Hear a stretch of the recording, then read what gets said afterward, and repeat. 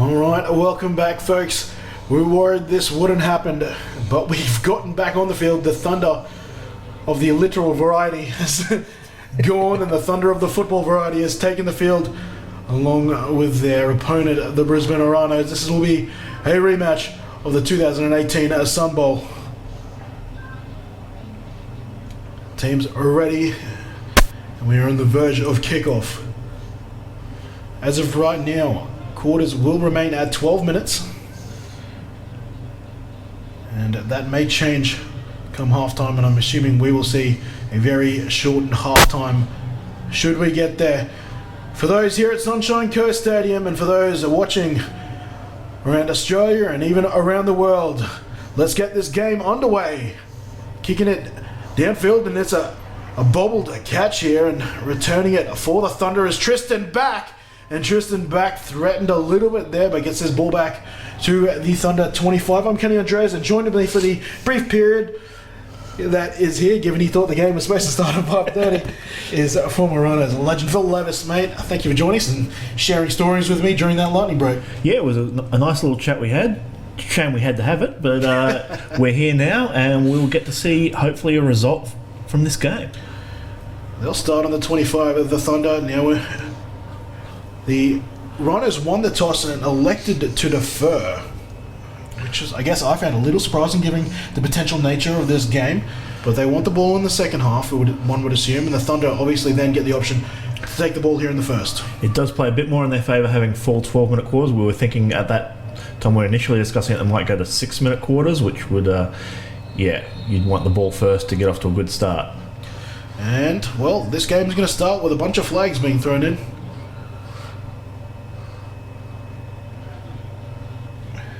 Yeah, looks like a false start against the Thunder.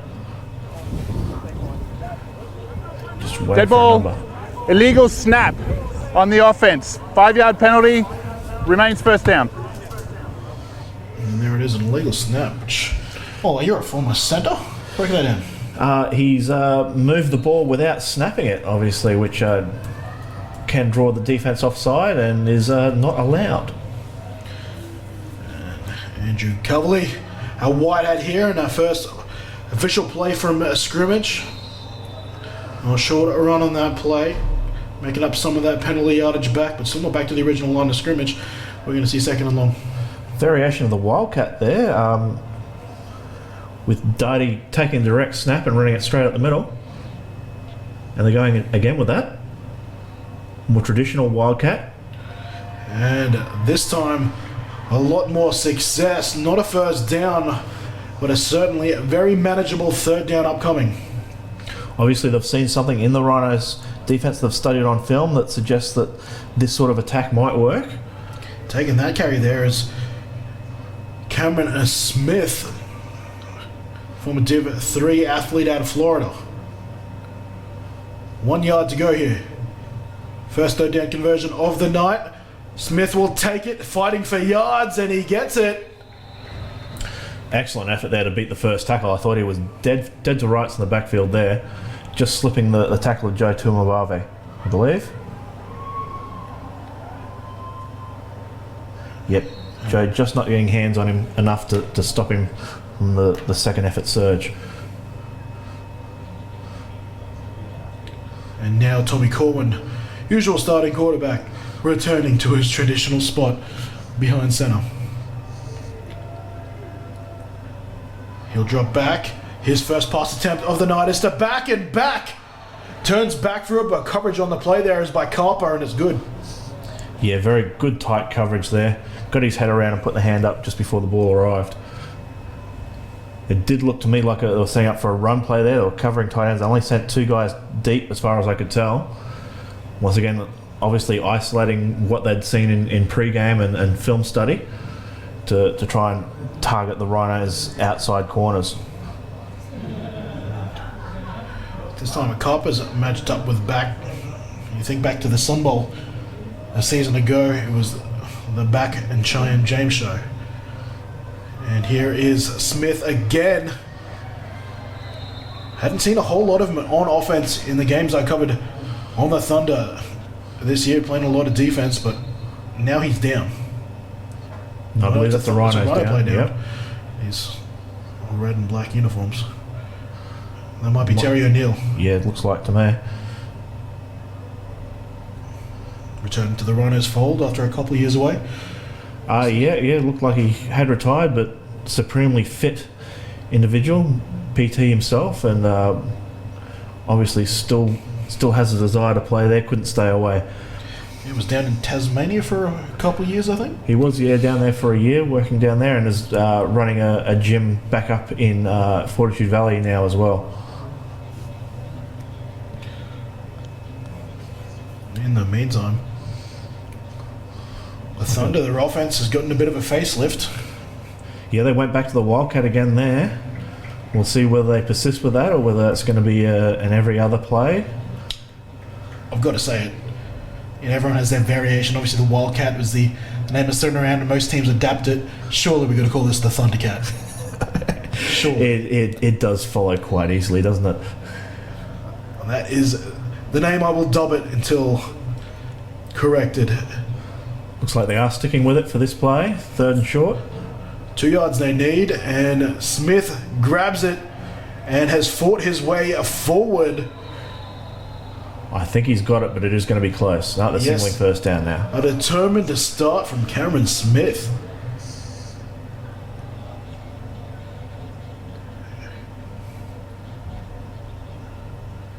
For those tuning in, I know there's actually quite a few people watching who are just general Gridiron fans and maybe not too familiar with Gridiron Queensland. The Brisbane Rhinos, they're in the predominantly red uniform on defense at the moment. The Thunder in the predominantly black with the red trim and white shoulders.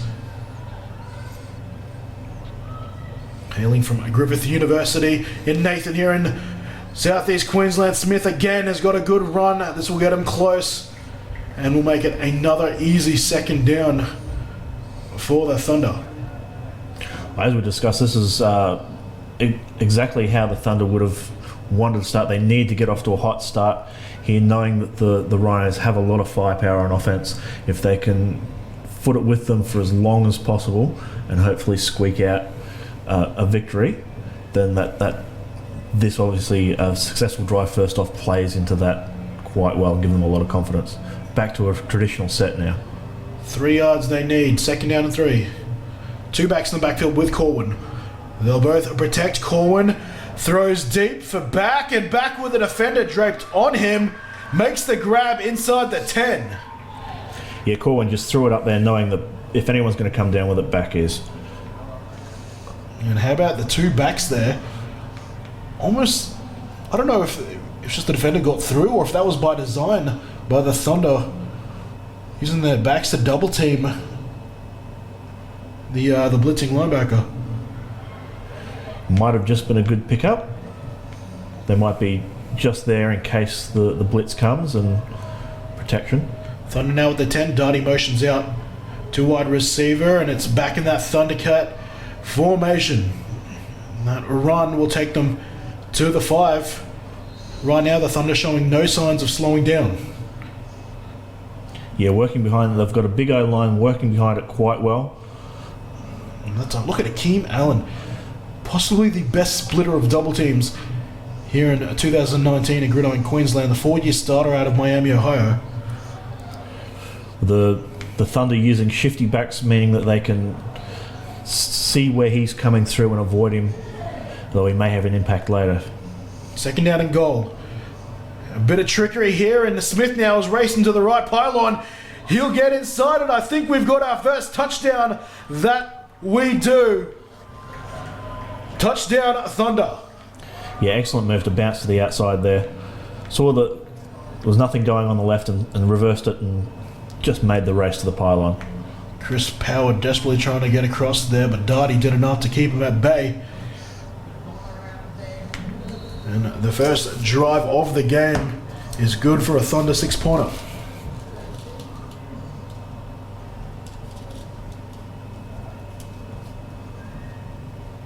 Mike Jones' kick attempt is ugly but effective. 7-0, the first score of the game. Doesn't matter how pretty it is as long as it counts for the points. Don't suppose you saw the Mitch Bessie PAT attempt Might have been before I got here. It's somehow shanked the top of his Oh, boot. yes, I did see Floated in the air and he's crossbarred it. that. Yeah, I saw that. That was one of those, now you're just bunging it on. When you're on, you're on.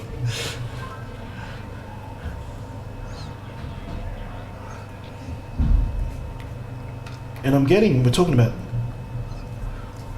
former bowls as we get ready for the kickoff. Coming out of that package, running some variations out of it and doing it successfully.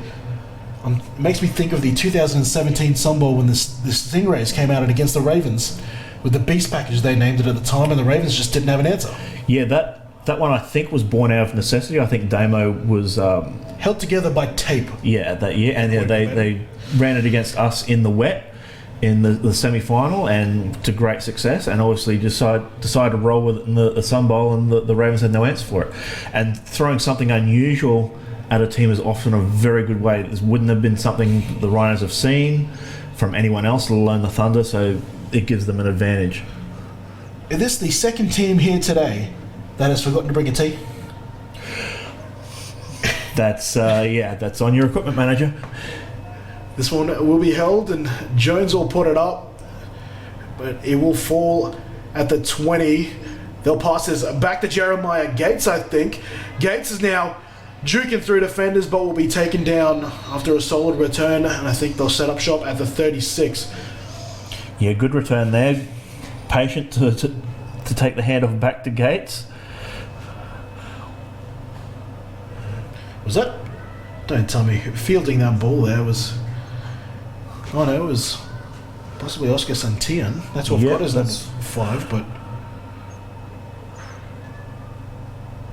For a second it might have been Justin Burke, but I think he's in jersey 20. No, he only ever plays in 20. First down and 10. Here comes Brandon Gwinner, and the number 1 scoring offense for 2019. They'll fake it to Gates, and Gwinner will take off running. And something you mentioned to me before we got on air is you feel with Gwinner, if he's the type of guy you can get running early and successfully, he plays on that and usually plays a pretty good game behind it too. It does tend to give him a bit of a boost, whether it's confidence or just aggression. Seeing he does run for a quarterback with a lot of power and aggression that can get him into the game. The games I've seen where they've struggled has been ones where he doesn't seem to be that involved and is just dropping back and passing. So that might be a tactic to get him in the game early, especially with a possibly shortened game here. Second down and short. More on the weather in a second. In motion now, just to double check. There was enough on the line of scrimmage. They try and end around there to the wide receiver, and that's Kyle Jervier, who's returning to the lineup. Was absent the last couple of weeks, and that meant both British imports were on the inactives list. Looks like Jervier has returned. Phil Newport, however, looks like he might have a bit of an extended stay on the sideline. Close call, but it looks like they've ruled that he did actually get to the first down. We'll see what the Rhinos come up with here. Now they're coming out with the trip search. I am James, who's sure to make an impact tonight. The widest of those 3 wide receivers. Thunder show blitz, but only send 4. And there's a wide open Jervier underneath. And he's still breaking tackles. And that's a first down catch. The Rhinos offense clearly humming as well. Excellent pass protection there. Looks like they sent 4, but Gwinner had all the time in the world to wait for his crossing route to come over into the area vacated by the trips receivers.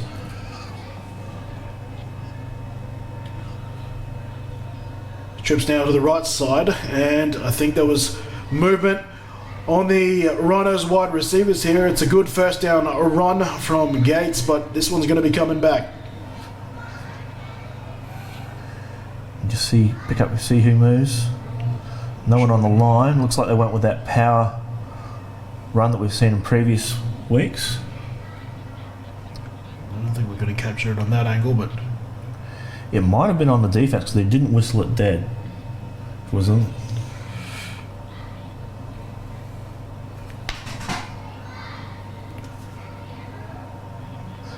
He's moved backwards, and that has created an illegal formation, I'd say. Although no, it looks like both receivers, outside receivers, are on. By all means, flag could get waved off. Because that technically is in motion. He's allowed to motion backwards.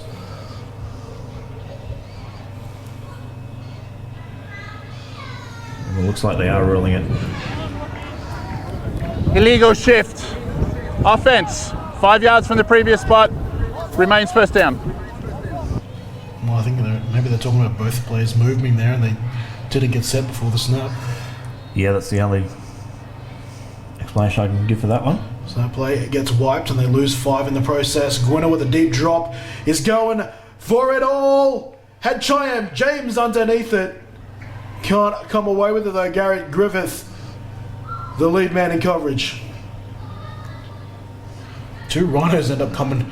Yeah, running both guys deep double posts by the looks of it from each side, and just couldn't come down with the ball.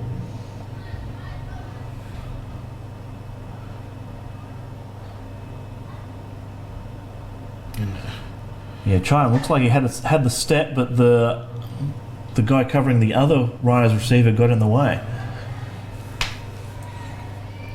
Second down to 15.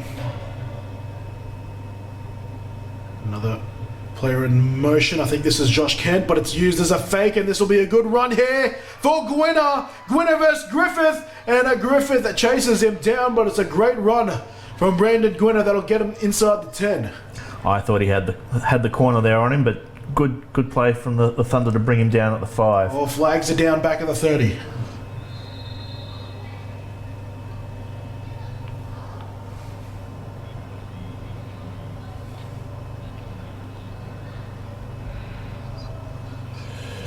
It looks like it might be a holding on the edge receiver. Down as well. Ooh. Jordan Moko, the rookie and Colt offensive tackle, just laying the lumber. No, holding on defense by the looks. But we'll wait for the official call.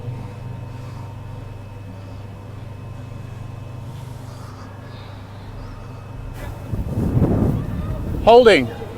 Defense. 10 yards from the spot of the foul. First down. And for those who might have only just be recently inducted to the game of Gridiron, obviously holding primarily an offensive penalty, but it goes both ways. You can't stop someone's a non-ball carrier's progression moving forward as well. Yeah, if they're eligible, you've got to treat them pretty much equally. Correction. That penalty is declined. First down. Yeah, I was wondering about that. Obviously, they got to the 5, unless the play was that far downfield that half distance would have got them closer than the 6. Obviously, that wasn't going to happen, so they declined the penalty and took the yardage. And how about these for a set of tackles? The rookie phenom offensive tackle, Moko, who we just saw in that last play, and then I think that's Brendan Oswin. I think Oswin's actually playing guard. Which means Timmy Reynolds is a left tackle, which complete sense. Yeah, he's very experienced. That's one heck of an offensive line for the Rhinos. Kent in motion, but they'll give it to Gates. Gates breaking tackles and breaking into the end zone. We're at PAT from a little scoreline here. The question is, will the Rhinos go for the PAT? That is a question. We can't really see from inside the box what the wind's doing down there. It looks like it is still blowing a little bit, but it looks like to be behind the Rhinos, so they may very well go the PAT. Looks like they're lining up for it, but that's no indication that they're actually going for it. And Henrik Walters taking over the kicking duties.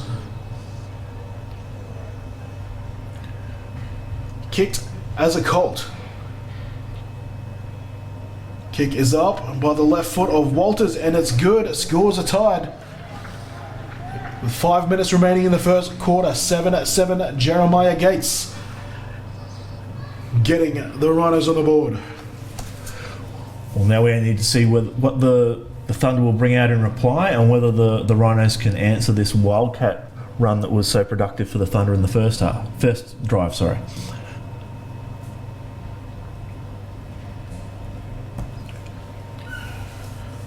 So both teams with just time winding drives there.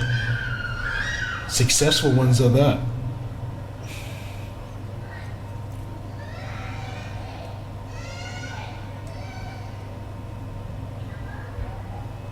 Looks like the Rhinos have remembered their kicking tee.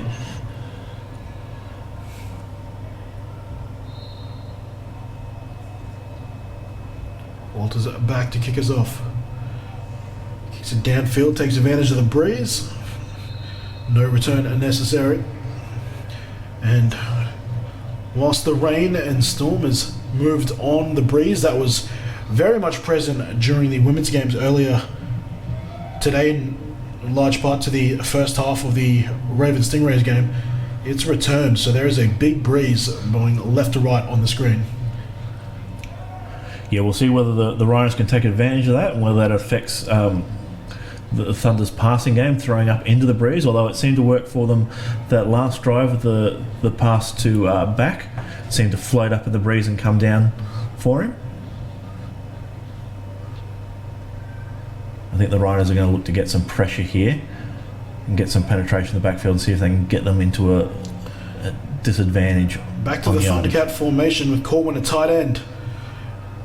He'll block, and I think that's Smith again going for the run. Tackled there by Jack Lowe, but flag came flying in late. That looks in the vicinity of holding. Let's see what happens here.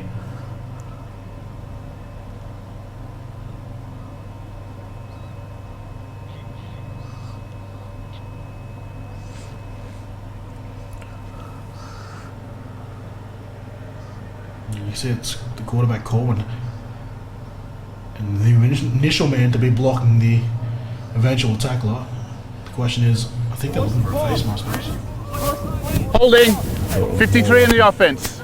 10-yard penalty. Replay first down. Is that on Grindle? Ethan Grindle. Ryan's doing a much better job of plugging the gaps there. Corwin this time alone in the backfield. Deep drop. Some longer developing routes. Has to throw off his back foot. Incomplete. Got hit as he threw as well. Akeem Allen applying the pressure. Very tight coverage there from the Rhinos. Didn't give anywhere to go with the ball and had to pretty much throw it away.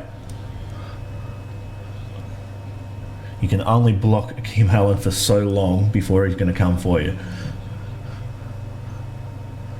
What that means is Big Joe. He gets the opportunity on edge as well to get some one-on-one blocking. And also means they can blitz linebackers into holes easier if double team is being occupied in the middle. Quick throw, looking for back. One step here, and the flag will be thrown on Carper. Pass interference. Yeah, clear pass interference there. Didn't get his head around. Hit him way early. Maybe thrown off by the fact Beck did a good job of selling that the ball was almost there when it really was hanging up. I'm not going to say that it's not worthy of the flag, but I'll tell you what, Tristan Mack also knows how to make sure that flag goes his way. No, that was one of the most obvious ones you'll see. Pass interference. Defense number 23. 15 yards from the previous spot and automatic first down.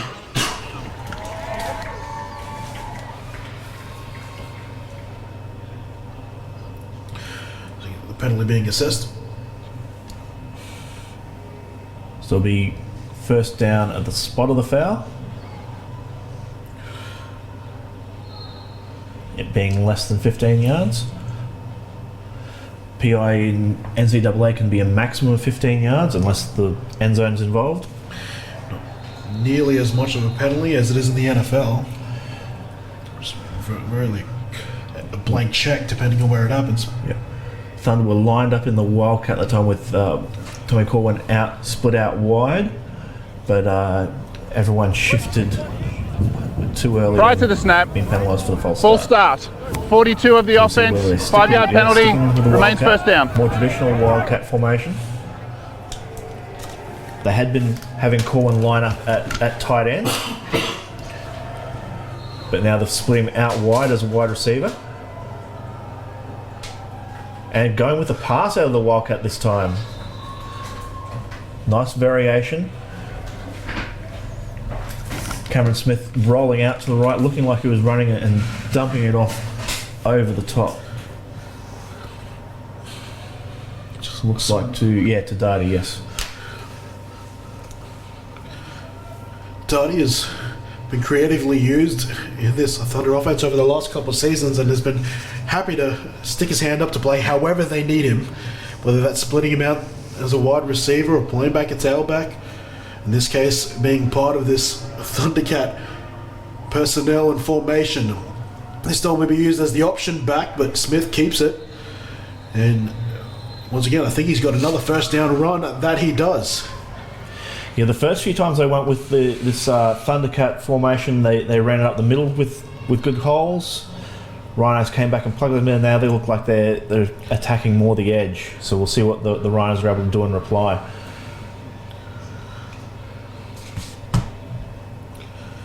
And more comparisons to that Stingrays Beast package from that 2017 Super Bowl. It's also a defensive back brought in from out of town. It was interstate in the case of the Stingrays, where they used Bluey Donaldson, and a nice tackle there. I think that was Matautia coming in and shutting down that first down run. You're back to conventional, straight handoff to Darty, and Matautia filling in from the inside. Darty having to cut inside Ernest Moore and finding another big hitter coming at him off the back of that. But it gets them into positive yardage on first down, so it'll be second and about 7. Something we haven't discussed is also the return of linebacker Ernest Moore. He's one of the stoutest run defenders, but right now it doesn't look like it. Oh, talk about stout defenders. Matautia on back-to-back plays, lighting up Smith. It was a good form tackle last play, but this one, I love seeing that sort of thing when you're playing linebacker. Nothing wrong with that. Rhinos adjusting the formation as well, line up Akeem Allen off the edge that time, so we'll see whether they keep a bit more variety in the way they'll line up their fronts and possibly getting the advantage in the arm wrestle at the line here. You're 3rd and 5. Rhinos possibly jump early, and flags suggest that, but that could go either way. Could go either way, exactly, yeah. I'm not sure whether the Rhinos player was across. He was coming from quite deep, but those calls tend to go with the offense.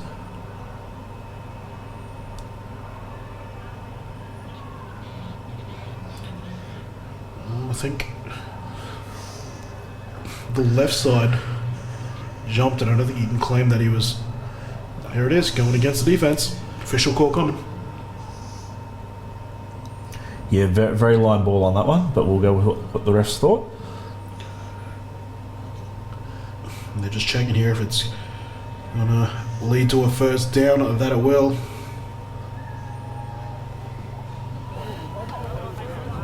Offsides. Defense number 43. 5-yard penalty results in first down. So the 5-yard penalty is enough. It was a 3rd and 5. Penalty provides just enough. First down and 10 now. The ball at the Thunder 43. Going with a bunch formation off the right edge. And it'll be a rollout pass here. Corwin looking downfield, almost intercepted. Tight coverage on the play. I think that's Copper again. Yeah, Rhinos DBs are playing very tight coverage at the moment. We'll see whether the Thunder can work a double move or something to take advantage of that, but at the moment doesn't look like they're able to get many open receivers. What's worth noting here is that on defense for the Thunder, back is lining up against Chayam James, but Chayam James not returning the favour. The runners there, trusting Carper to match up with back. Let's see how that might affect things in the fourth quarter. Smith straight into a brick wall. Akeem Allen. Yeah, trying to do the speed option off the edge obviously wasn't there and tucked it up. I don't think he saw Akeem Allen break through the double team there though. And yeah, brick wall is the apt analogy for that one. That brings up 3rd and 11. I think we'll be seeing a pass here from Corwin, so keep your eye on Becky. He's going to be his primary target, although Darty or one of the others may be able to leak out of the backfield as well. Keeping the receivers in tight, deep drop from Corwin. Let's go with it, finds back, you nailed it, and it's enough for a first down by a good 3 yards. Yeah, good route run by back there. Very good break on the out route. And anytime you've got a deep out like that, it means you've given your defender a good inside move on the top of your route, and that's exactly what he did.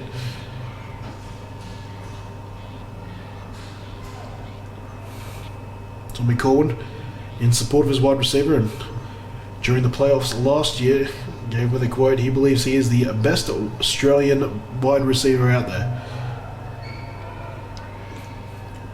There's definitely a 3-way. There's competition for it. Yeah, in the GQ at least. That's a good one there from Sean Darty.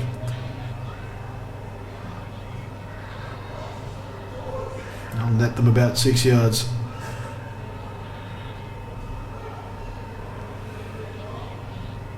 I think they'll take a shot here. They did last time. They had 2nd and short. Well, they go for the end zone here and confident in the fact that they think they can make it on 3rd.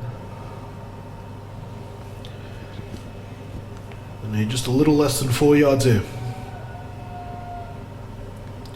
Bruce Pelusi lines up at tight end. They'll go speed option to the left. Corwin will try to handle it himself. Was that Corwin back at quarterback? Or? Yeah, it was, yes. Yes, He just got to the 20, so he's still about a yard short.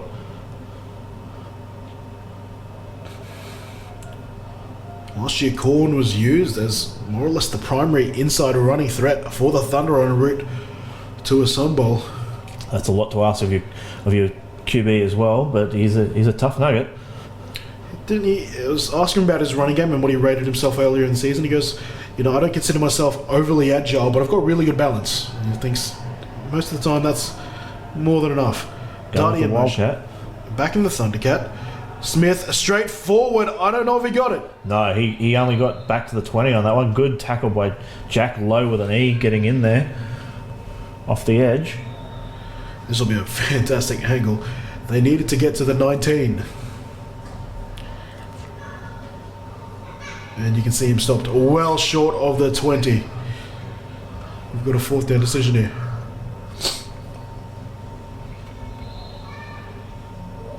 And we will wait to the two teams. That's the end of the first quarter. We're officially halfway to a game, Yeah, to an official game. For those who might be wondering, it looks like the Storm has passed, so we shouldn't have to consider it. But for a game to go along, to give us a result in a game, we need to have 24 game minutes be played. So that's 2 full regulation quarters before a result can be derived from the game. Right now, the scores are though tied at 7-7. Hypothetically, if this was to stay this way to halftime, the Rhinos would progress based on seeding. Your Rhinos have the advantage in seeding, so the Thunder need to pull out a win to advance, whereas the Rhinos can survive with a draw. Although, whether we'd have time to do extra time and what have you, because apparently we've been told we have a hard deadline to vacate the stadium, 10:15 I believe. Yes, sir. So, yeah, very unlikely we'll have time for overtime. So the pressure right now certainly on the Thunder. I'd say they'd have to go for it here. It's too close, unless... How deep is their field goal kicking? Well, Jones is competent, but they're at the 20 right now. You'd be looking at a 37-yarder.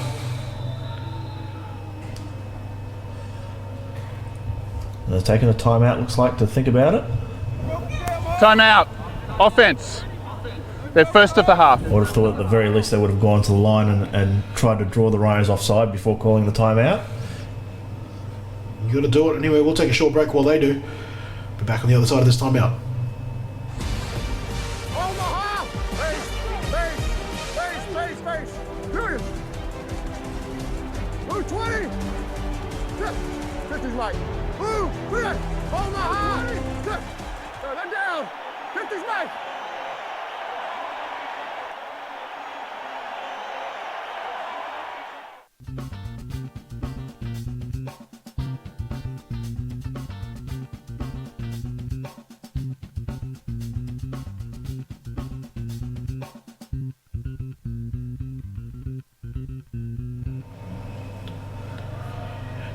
Sales on all Impact Sports products purchased before December 14th. Get your orders in.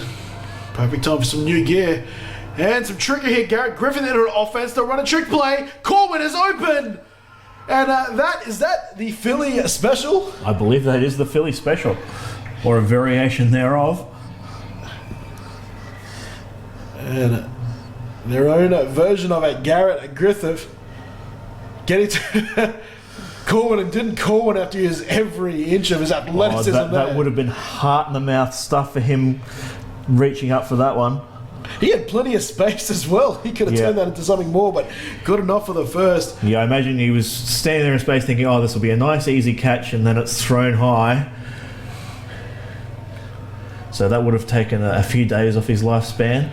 They roll the dice on fourth down. They use the timeout to think about it. Now Corbin will go back to something a little more traditional, trying to truck over a defender there, and playing on defense is Calder Shanks. Takes down Corbin.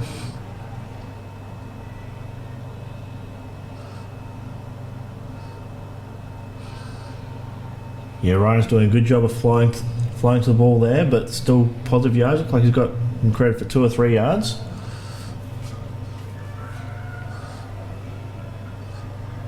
Second down now. 2nd and 7. Another tight formation. Gary Griffith is out at wide receiver. This will be a run up the guts though. Cameron Smith 1 or 2 yards at most. Looks like they're splitting it at about the 12. We've got 3rd down.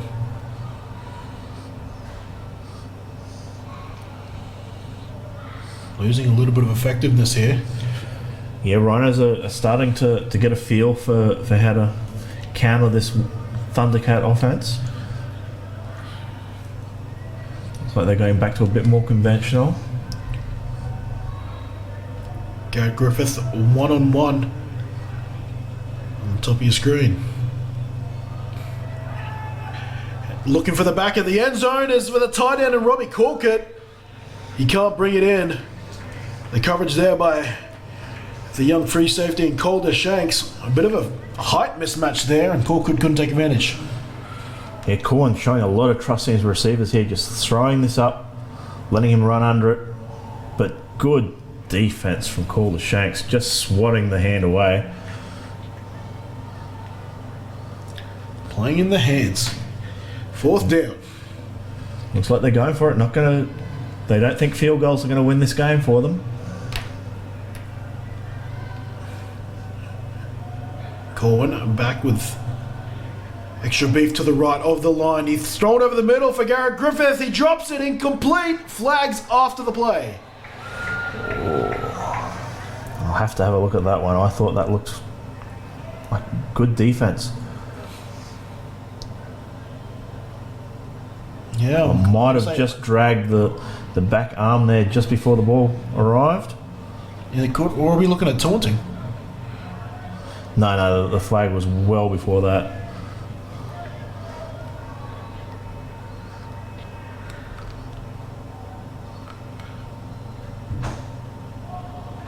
Was it though?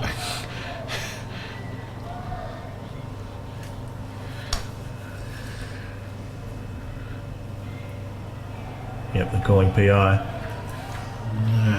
The Rhinos sideline. Pass interference. 23 of the defense. Ball will be placed at the 2-yard line by rule. Coach Booker doesn't even let the call come out before he lets his red flag fly. Now, I'm just trying to do the numbers on there. It's not inside the 2 minutes. I'm just checking that this play is reviewable, or challengeable, I should say. It's supposed to be fouls of 15 yards or more. Whilst a pass interference can be 15 yards or more, this one, in this particular instance, wasn't. So I'm intrigued to see on the interpretation of how this will be applied. I think that rule that since that is one that's going to be in the end zone, I'd err on the side of that being reviewable.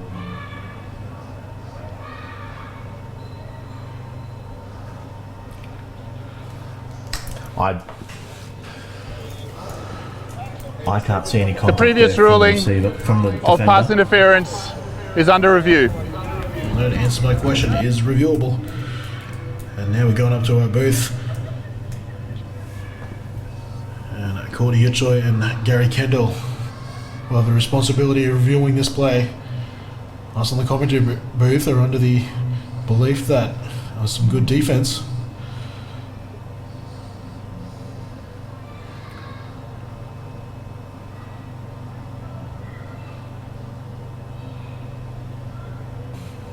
You guys make your decisions up at home.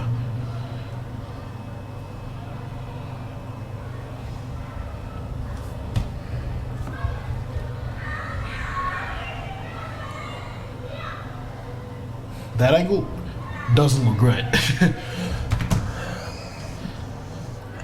No, it's whether we're going to have clear enough vision to overrule. It's going to be the issue, I think.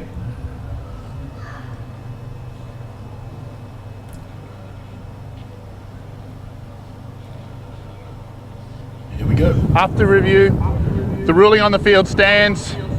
Will be turnover. Oh, sorry, correction. First down to the 2-yard line. Well, there we have it. On fourth down, the Thunder escapes again. The first time around they used the trick play.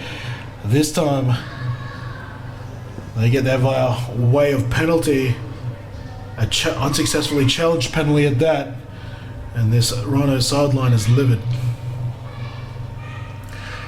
And because it was pass interference in the end zone, the ball is by rule spotted at the 2, which gives the Thunder quite an advantage for them being able to have got 4 shots to get this into the end zone from the 2, assuming no more penalties. This would be a monstrous stop here if the Rhinos defense can come away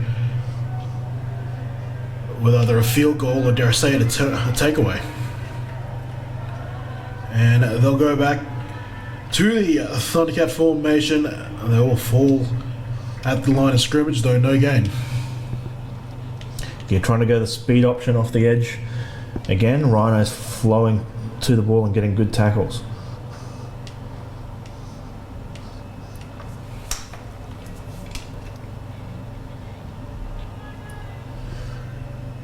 So second and goal from the 2.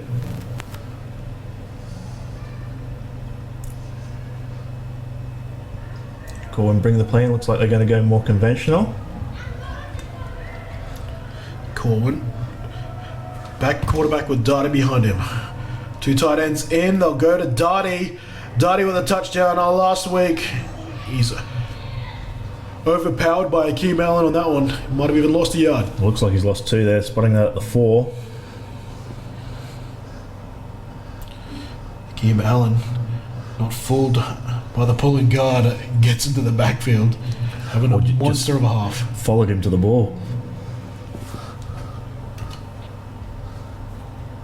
Now we'll see. We've still got 2 players, whether they run a pass here and then try and kick the field goal if they don't get it, or they went for it when I thought they were in range before. Corwin rolling right. And to the back of the end zone is Tristan back. The sideline official says it's all good, and we see back-to-back touchdowns for the Thunder offense on the back of 2 fourth down conversions.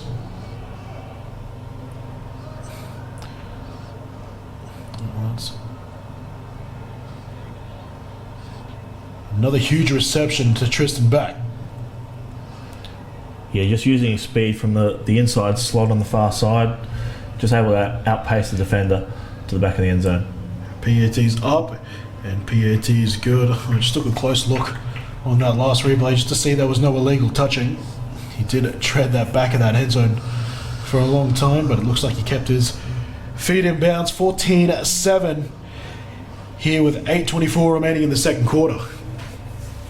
The Rhinos need to bounce back from a decision they clearly did not agree with. Yeah, we'll see whether that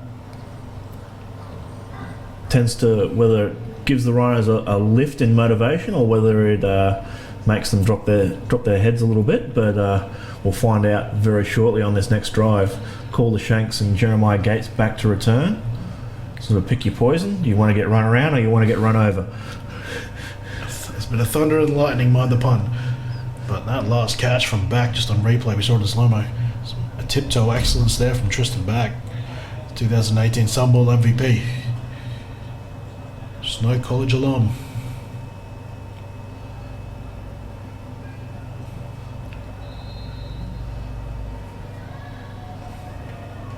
Mike Jones getting a mighty run up it. And we'll just dribble it along the ground, trying to avoid those two returners, and the Rhinos up backs. Make no mistake, just down that Josh Kent, fielding that ball at the 32. You don't know who to give the advantage to on that one. Obviously, you're trying to avoid a good return from some dangerous players at the back for the Rhinos, but the Rhinos getting good field position, spotting at about the 33. So we'll see what Gwynedd Gates and co can do from here. First and 10 Rhinos. Had 3 successful drives. This will only be the 4th possession. Timeout. Defense. Second of the half. 4th possession between these two teams. It's been long controlled drives. Yeah, both teams putting good drives together, lots of runs, controlling the ball and burning time off the clock. We'll see who can come up with a stop first. That's going to be the big telling factor here.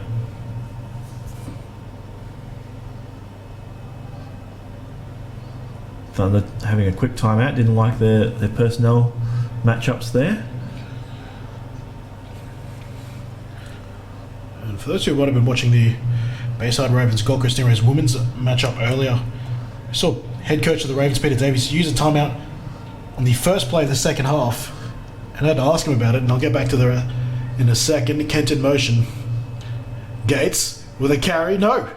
Gwynedd kept it, was looking downfield, can't find anything, and we'll just take this an inch past the line of scrimmage. A very minimal gain there. Yeah, interesting lineup from the Thunder there. They look like they were in a zone, but then they're only dropping. I can only see one deep. They might have had a second one on the far side. Gwynedd just decided to pull it down and take a yard. No, looks like they've spotted him straight back at the line of scrimmage.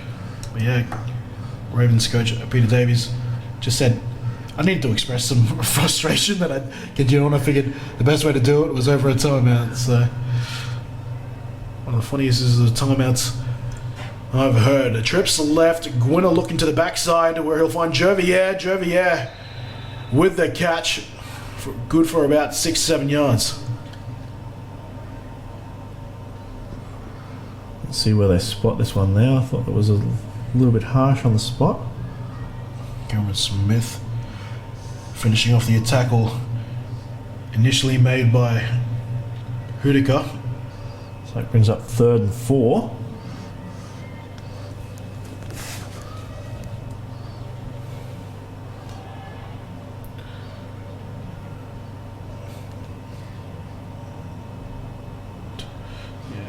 Bit of an... Oh, here goes Gwynedd on the run. Flags down at the start of the play. This run is more than enough for a first down, but we'll have to hold our breath for the result of the flag. Using the fake end around there.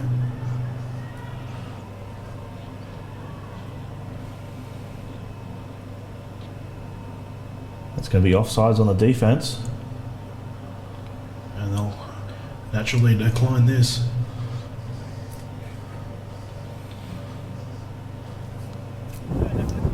Offsides. 78 on the defence. Penalty is declined. First down. Joshua Duke lined up in the neutral zone on that last play. I was just looking at the last replay and I was getting tipped at that spot of the previous play looked a bit stingy, and I have to say I probably agree, but it's all... Yeah, he looked like he got to the 40 to me, but we'll go with what the referee's call on that one. All in the pass now. First down on Rhinos. Ball on the right hash. Trips left. Corner will give to Jeremiah Gates, who's got Jovier blocking in front of him. Looks like he'll be close to a first down carry. Excellent move by Gates there, just to freeze the end and bounce outside him. Just look at it here. Daniel Raybold, who wasn't sure he'd be playing this evening. He's kitted up and playing the last possible game of his career here. Was in good position, just didn't get a good body position, so was able to be juked by Gates there, and for a good gain. 2nd and 1, we'll see whether the Rhinos take a shot to the end zone here. Gates in the backfield, same formation. Kent, the most interior of the 3 wide receivers to the left. Joyner drops back. He's got plenty of time. He looks to the end zone looking for Kent. Kent is blanketed by 2 Thunder defensive backs, though. Incomplete. Flags thrown at the end of the play.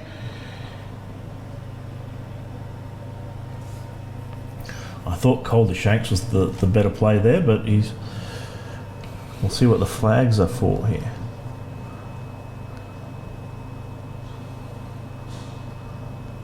Can't see anything on that replay. Protection looked good to me as well. Based on where they've thrown the flags, it might be holding on defence. Should be certainly a win there for the Right, Rhinos. no, they're talking to the Thunder, so I'd say that's on the Rhinos.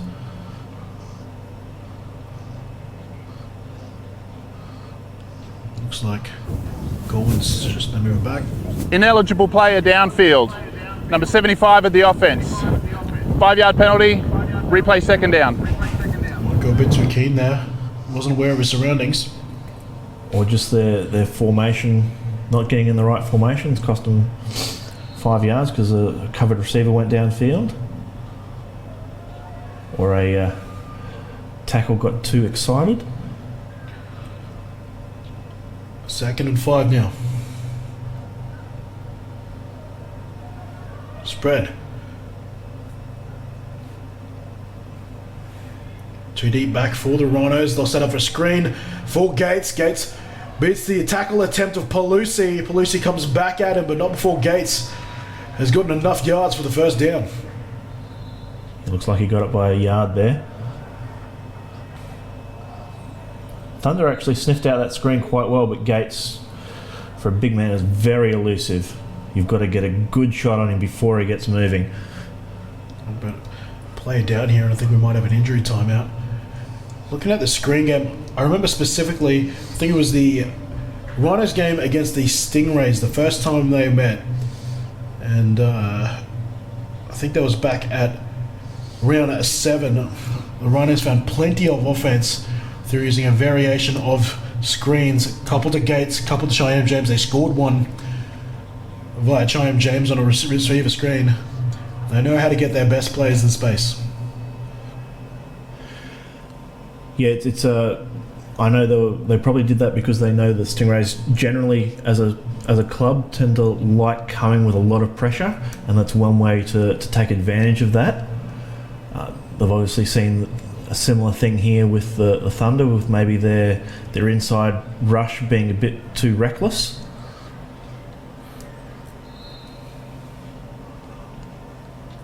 Scanlon in that right side defensive end position. Spread formation for the Rhinos. They give it to... no, another good fake beating me out that time. And Shanks, using his speed, gets us to the 11. Yeah, very dangerous. You get him in space and anything can happen. How about the progression of Calder? Shanks flag down, and that's back at the 16.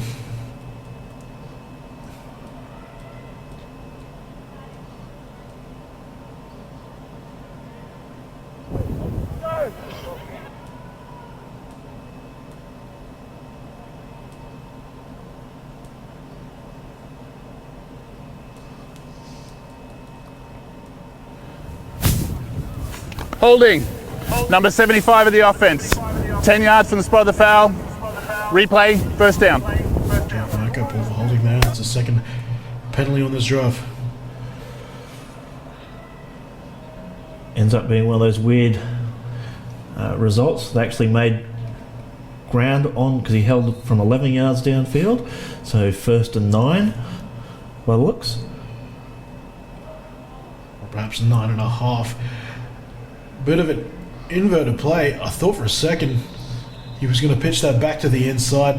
Gwynn decided to keep it, and that'll be still a pretty hefty gain there on 1st down. Ends up being about 6 yards.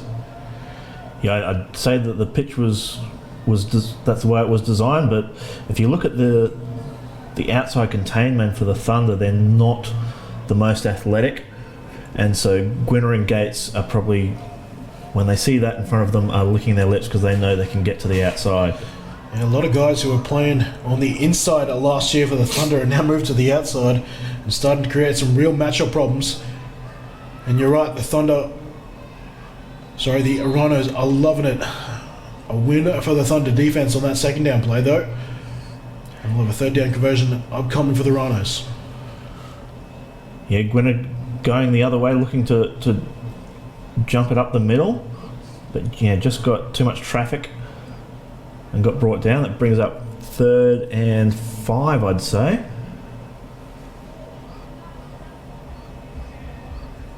Would not be surprised to see another run to Gates here, probably off the right hand side. 3 receivers out to the open side. Jervier, isolated receiver out to the left. Deep drop here for Gwynner. He's looking for he's got an open man. It's Kent with no one near him. Touchdown Rhinos. It literally does not get more open than that. All by himself, no one within 20 yards of him, standing at the goal line, in the middle of the goal line. Great protection, great scheme, and excellent execution.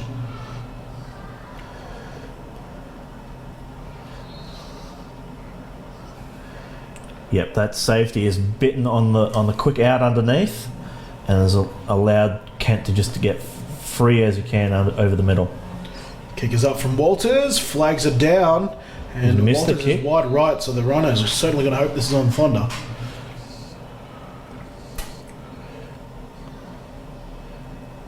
It was one of the deep referees that threw it, which would lead me to believe it's against the Thunder, but I have been very wrong before.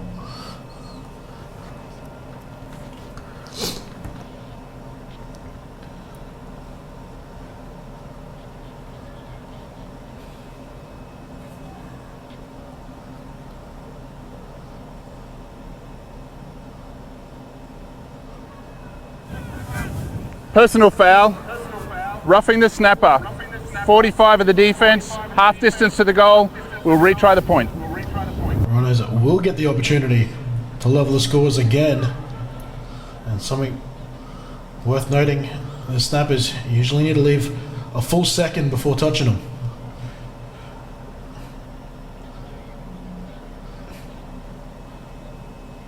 Walters with another crack. Dix with a hold. Kick is up. And a kick is good. Scores a level. Just over 4 minutes remaining here in the 2nd quarter.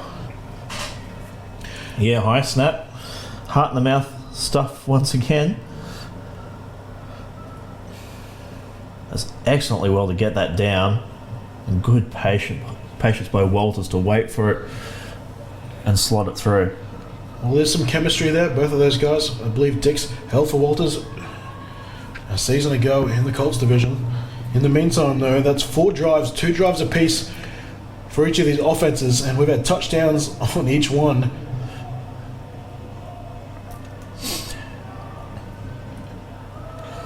For the Rhinos, Gates and Kent, and the Thunder, Smith, and back off a Corwin pass. Yeah, this game, this half, maybe even this game is going to come down to who can put a stop on the opposition and get the advantage. Not a turnover or a punt yet. Fielding this kickoff inside the 10 is back. And back will take that over the Rhinos sideline at the 26. Make that the 27, in fact.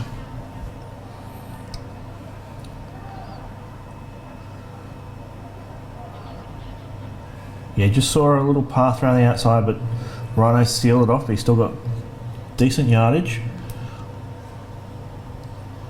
We'll see what the Thunder come out with there, whether the Rhinos can put a lockdown on this Thundercat formation or whether the Thunder go back to more traditional.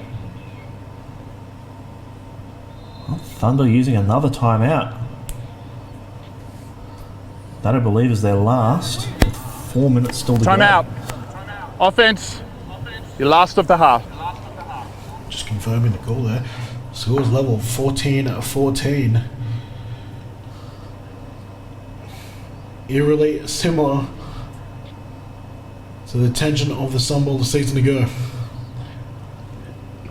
It just seems to be the way these teams play out in big matches. And the more I talk to people around the league, the more I get the sense that Corwin is so respected as far as his ability to game plan, and game plan for one-off games as well. Makes him a nightmare in the playoffs. Yeah, they would have liked to have finished higher than fourth and avoid the top team, but they're definitely able to game plan it and take advantage of matchups and creative play design to get as much advantage as they can out of a matchup. Corwin with a tight formation. Another Philly special looking thing. It's a double reverse. Now going deep to back, and back is a step behind the pass. It would have been a thing of beauty. Instead, it is a play that will go down as an incompletion. And well, he's called the game with me earlier this morning. I imagine he's gone now. Could still be watching for the live stream, but we talked about the Luke Chapman God play, which is the double reverse pass. There was at least the Thunder variation of it. Didn't come to fruition. Yeah, he had the defender as well. Just overthrew it. Tommy Corwin got a bit excited. Hakeem Allen's eyes would have lit up as well, chasing that deep in the backfield. 2nd and 10. Looking to go deep again, this time to Mike Jones, or is that Griffith? He's got the grab. Flags have been thrown in. This could be against the Rhinos. That is another layout for one of these Thunder wide receivers. This time Gary Griffith getting underneath it. Beautiful pass. Off the back foot. Lays it out there. Gary Griffith, we didn't see him play that much offense at all last season. And necessity, jumping on the offensive side of the ball this year and proven he can roll with that too. That could be a push-off there, actually. And I was on about the to offense. say, I tried to point to the screen. We saw Gary Griffith extend the arm there, and I think you're on the money. This will go against the Thunder. Pass interference. Extends the arm Number and 2 gets of the separation. offense. 15 yards from the previous spot. Replay second. That is a big play in this game, to go from having it your own 20 to, what is it, 2nd and 25 from just outside from the 14. That's a massive turnaround. We'll see how the Thunder recover from this. Correction. The penalty being enforced, half distance to the goal. Well, moves him inside the 30, and because it took place there, he moves to a half distance application. Second down and forever. Corwin still throwing. This time he's got Cameron Smith, I think. Gets it past the original line of scrimmage. Yeah, Rhinos just losing their coverage a little bit on that one. Knowing they have to defend that deep, and the Thunder very smartly knowing that the underneath is probably going to be there. That brings it down to about 3rd and 6 or 7. Much more manageable than the 24 they were before. 3rd down. Corwin looking left, throwing to Griffith. Can't connect. Walters on the coverage. Yeah, just tried to muscle that one in, but Henrik Walters had very good coverage on that one. Might have thrown it a bit behind him as well. Now it's decision time. Deep in their own territory. The ball is currently on the Thunder 33. I haven't seen many Thunder games. They used to run a little pooch punt formation with Tommy Corwin. Is that something they've been running this year, do you know? Or? I've seen 2 Thunder games and haven't seen it yet. Corwin. Rhinos. They get back onside. Do they get it back onside this time? I think Corwin didn't get it the first time. I think he might have got it the second. I think there might have been movement on the line there. I saw a little flinch maybe from the... Might have another illegal snap here. Oh, I think the right tackle's awfully close.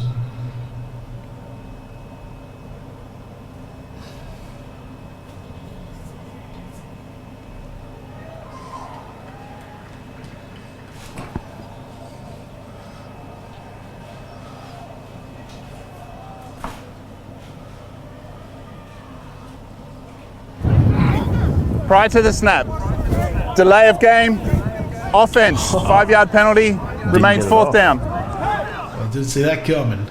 In an endeavour to try and get them offside, Corwin took too long. They might have gone out there with instructions under no circumstances to snap the ball unless you were sure they'd come across. So it's Corkett to boot this downfield, and that's probably one of the longest punts we've seen today. Shanks, though, has got space to move and speed to burn. Flags thrown, back out down the 30.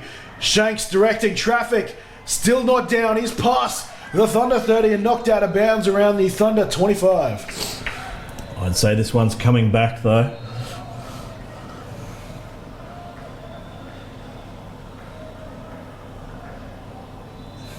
There's a fielded punt. Flag comes around now. That looks like a clean block, but that Jack Low block. That may have been ruled holding. Questionable.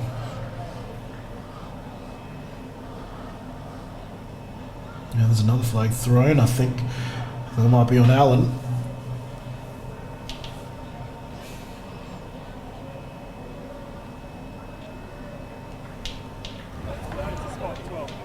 There are multiple fouls, both during the return by the returning team.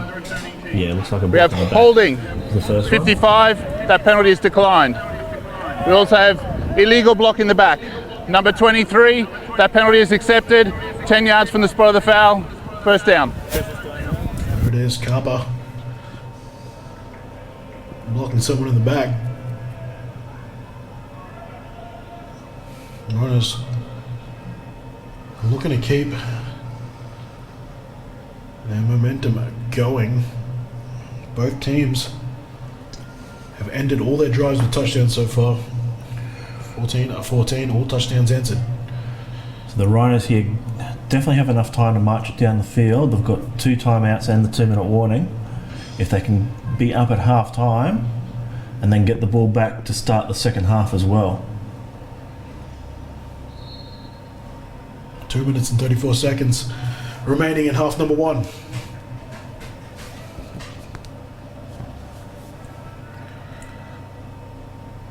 Trips bunch out to the left, but that just could be because it's the short side of the field. Kent goes in motion, and they'll give it to Gates. Gates with what looks like a 5-yard gain. I wouldn't be surprised to see them go that formation again at some point and take advantage of the one-on-one with CJ on the edge. In fact, it's probably closer to a 6-yard gain. 2nd and 4 upcoming for the Rhinos. Quick snap. Play action. Gwynner loading and throwing to Kent. Kent with 1 touchdown already. And with a huge catch, Hudick is suggesting he's used the ground. The deep judges agree. We've also got flags back down around the 35. Call the Shanks indicating he was held on the play. I'll take another look at it. It looks like he was, yeah.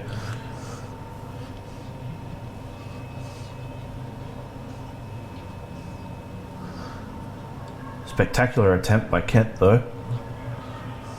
I think he might have, yeah. You can see probably at the end he uses the turf to assist the catch. Holding. Defense. 10 yards from the previous spot. Results in first down. We also have officials timeout. That's a 2-minute warning. There it is, 2 minutes remaining here in the first half. His number wasn't called, but I'm fairly certain that was Mike Jones pinged for holding on Calder Shanks.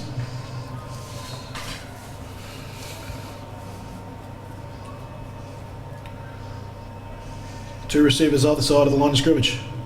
Now Shanks goes in motion to make this a trip set. Gwynner with another play action pass will throw underneath the Shanks. Shanks jukes the first tackle attempt of Griffith but loses his balance in the process.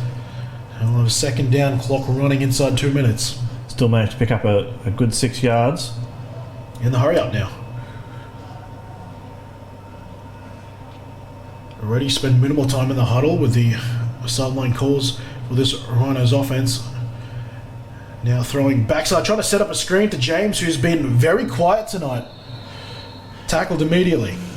Yeah, I think they haven't liked the matchup so far with James. They've been taking advantage of some of the other receiver matchups, being sport for choice in this offense a little bit as well.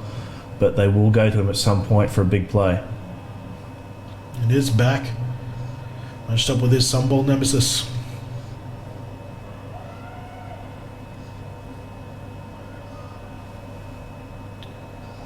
Rhinos send 5. Thunder send 5 and James can't bring it in. His quiet night continues. Well-designed play though, had him coming over the middle pretty much free and would have had a good shot up the sideline, maybe thinking a little bit too much about turning that corner, not securing the ball first. 4th down now for the Rhinos. 53 seconds remaining. Very interesting. No timeouts, I believe. No, they can't stop the clock, but there's still a lot of time remaining on this clock. They don't want to hand it over to them here. Not punting it, they're going to go for it.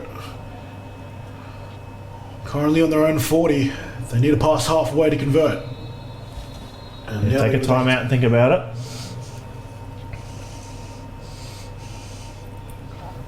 Timeout. Offense. 2nd of the half. One more timeout remaining. The Brisbane Rhinos, 14-14, 53 seconds remaining in this half, and we're going to get some confirmation about how long halftime it will be. Obviously, we had that long delay to this game. Kickoff didn't take place until about 7:45. So we'll, like the Ravens Stingrays game, likely to see a shortened halftime.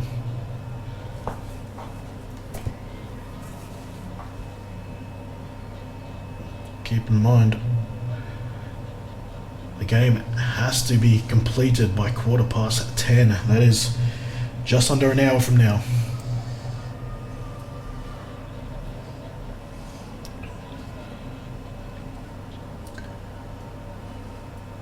Will the Rhinos try and draw them off sides here? It would give them the first down.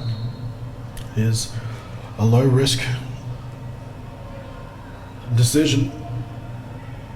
Gwynner with Gates. Nope, they're going to run a play. Gates runs to the flat. Gwynner buys some time. Finds an open. Shanks secures the ball. Knees on the turf though. Converts. Clock continues to run. Rhinos with 1 timeout remaining. Saving it for when they get closer, obviously able to line up and run a quick play here. They signal the play back in. Clock restarts. Gwynner bombing it downfield for James. James had it and lost it. His second drop, but there's a flag back down at the 35. His back got kryptonite out there. Yeah, he just wasn't able to get hands around it. Ineligible play or downfield, 75 of the offense, 5-yard penalty, replay first down. Now that's twice Smoker has been called for that. I don't know if it's a situation where, with the RPO style offense nowadays, where the play could be a run or a pass, you see more and more of these players, offensive linemen specifically, getting done in for being illegally downfield because they think the play's a run. Yeah, young, inexperienced player too, may not quite be aware of his positioning on the field and chasing a defender to block him. It takes time to get used to as well. Another clean pocket for Gwynner and another reception for Kent. Hasn't he been a welcome return to the Rhinos crash? Are they going to try and run a quick play here, or are they going to use the timeout? They've got 11 seconds. Yeah, use the timeout. They'll have just about 11 seconds here. Timeout. Offense, third of the half. The ball is at the Thunder 22. They'll have just over 10 seconds. That is their third and final timeout, the Rhinos. Is at this point, you take one shot at the end zone? I'd say so. For a field goal? The wind looks like it has died off, just looking at the vegetation around the ground, so the field goal may be in play here. It would be about a 40-yarder from this distance. Quick correction on the time there. It looks like we've got just over 20 seconds, so a lot more time. That changes that completely. You can take a few shots now.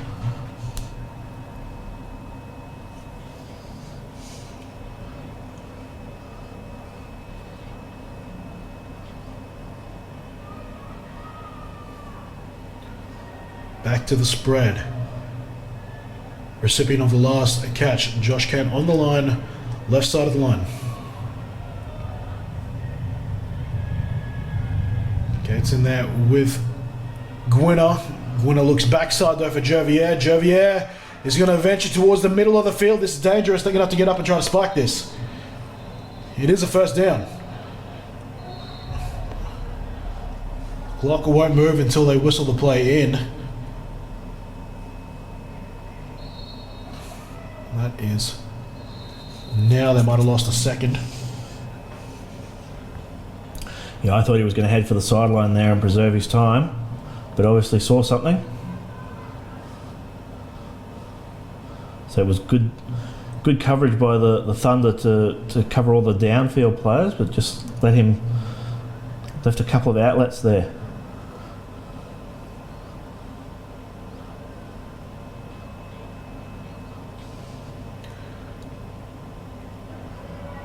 So do you get the spike? Obviously the spike takes up and down. Looking at second down now, ball at the 12. First down, second down and 10. So they're going to take one shot here. Trips bunch to the left. Corner's looking that way, now rolling to his right. Needs to be careful that he doesn't lose time here. And this pass is caught, taking that ball away. I think I'm trying to make out the number. It's Jovier. Yeah. The London Blitz product coming up with a huge play at the close of the half. Mike Jones thought he had that well defended, but just got outthrown to the edge there. He's in no man's land, dropping back, and Jovier just able to get it in before crossing the sideline. Right, that's a huge advantage to the Rhinos now. They'll be up by probably 7 and have the kickoff, receiving the kickoff to start the second half. The result of the play is a touchdown. There is no foul for excessive celebration after the play. How about The constant. How about Chaim James, first of all? That's a nice one. But Jovi, yeah, getting probably not just one foot, but both feet in bounds on that catch. Snaps good, as is the hold. So follows the kick from Walters. The Rhinos take the lead right at the half at 21 points to 14. And you already put an overtime for me, Phil Levis. You came in looking for a 5:30 kickoff, mate. I appreciate you stretching the lead. We'll let you go here at halftime. Thank you for joining me, Phil. And I know you'll can't be waiting. There's 1 second remaining. Thank you, Pierce. It's been a pleasure, but I've got to go off to work now, unfortunately. Oh, what a horrible life. And it looks like we've got a little bit of time remaining before the half, and it'll be me on Lonesome taking through the rest of this game. A big thanks there to Phil Levis for his company during this first half. I think I've turned that off.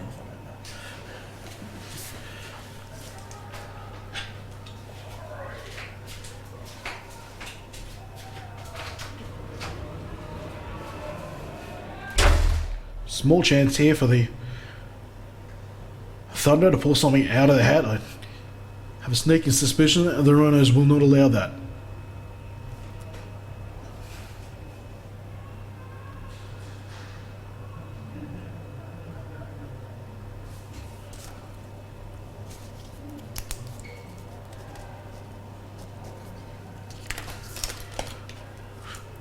One second remaining in the half.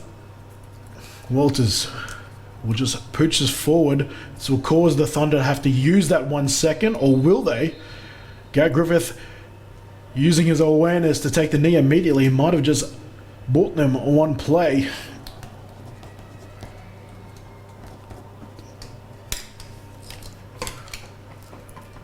Or, nope, check that.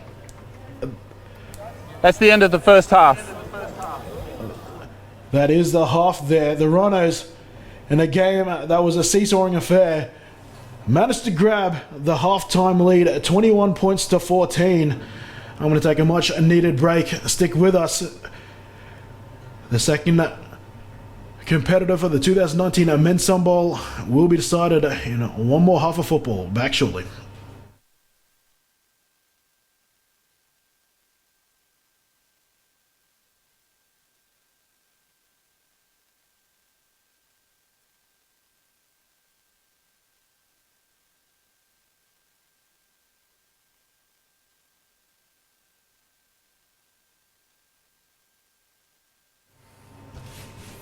All right, welcome back. Halftime is close to a close here. The Rhinos, in the dying seconds of the first half, managed to get a 1 touchdown advantage going into the break. A fantastic receiving touchdown to Jervier. Got them a 6-point lead after a Walter's successful PAT, and now the Rhinos are one half away of returning to the Sun Bowl. The Thunder will need to overcome a 7-point deficit to upset them once again. Jones kicking off. Somehow managed to get it spiraling, but it's fielded by Shanks at the 15. Shanks has found space, and it is Tom Ferguson taking him down at the 42. A good return from Calder. Shanks will set up his offense, who had the ball to close the half, deferred their first half option, and that will see them with the opening possession of the second half. And getting an update now. Due to the need to be vacated out of the stadium by 10:15, the second half will be shortened. We will be playing at 7-minute quarters, making that job a little bit more difficult for the Thunder. But right now, this is game on. Both teams proving they can score. Gwynner's running game has been a huge part of that for the Rhinos. Started off strong, has only continued.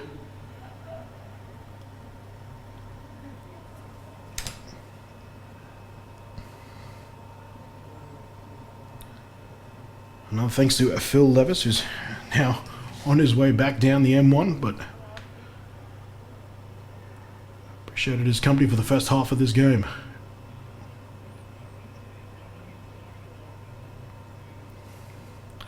And by my count, I think that is the first waved off foul today. And we've seen a lot of flags. Second down and 10. Sorry, chains now moving. First down and 10. Gates, strong first half. Shut down on this carry though.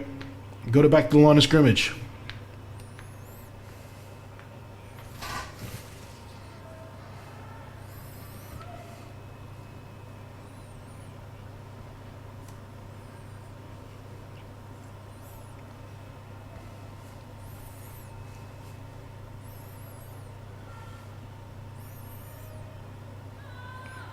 Now second down and 10. Trips out to the left-hand side. Jovier, the touchdown scorer, on his own to the right. He'll run a screen, but the play call is a carry to Gates.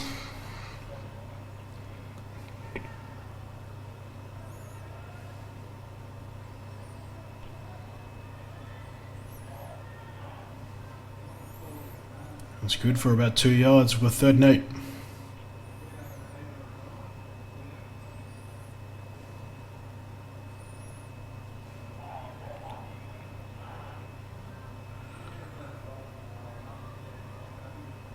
Forward down alignment. Raybold standing in as an outside linebacker. And on 3rd, they're going to pass it. Going downfield for an open Kent again. He's found himself open in between the hashes once more. Right now, that is Kent territory as far as the last 2 quarters are concerned.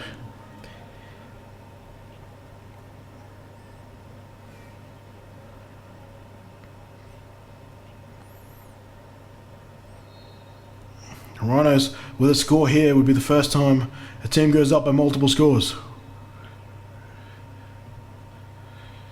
Inside the 10, that play takes them officially to the Thunder 8.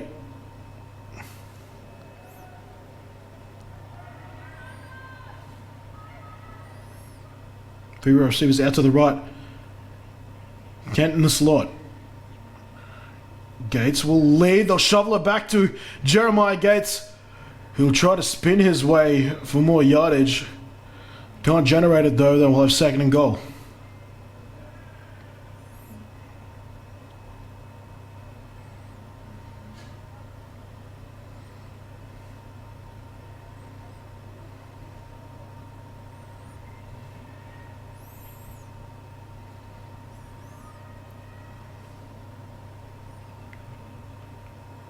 Ball looks like it's on the 6. 2nd and goal. Receiver spreading out a bit more on the open side of the field now. Gwinner looks for the slant and then tries to hit Shanks over the middle. Had him, but Shanks couldn't hold on to it. That'll bring up a 3rd and goal. Shanks getting up a little bit slowly. Might have just winded himself on that last play. He'll still make his way back to the huddle though.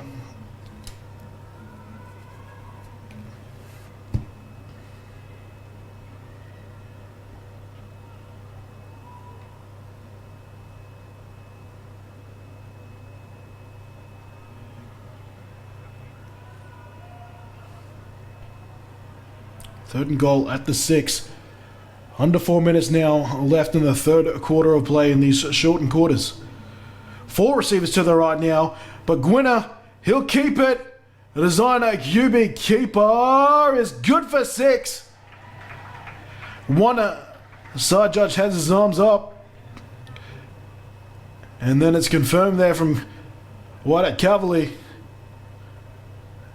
And we've got our first 2-possession lead of the game. And now we're going to take a timeout.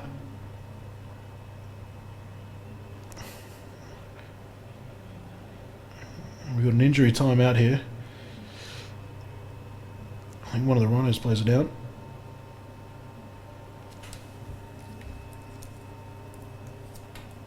We're under review. Just getting the back end of that there. It is a scoring play, so we'll go under review as decided by our instant replay officials. Trying to figure out where the knee went down. If there's no clear evidence, the touchdown call will stand.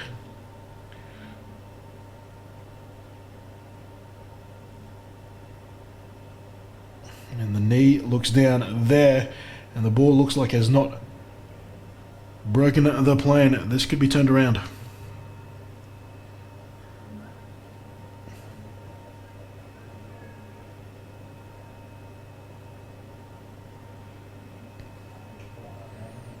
And that's the best angle they're going to get of this.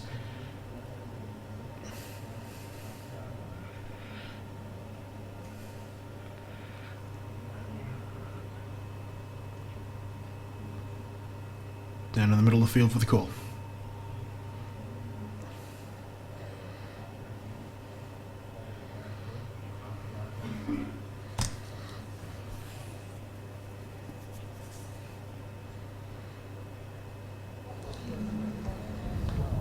After review, the player was down at the half-yard line.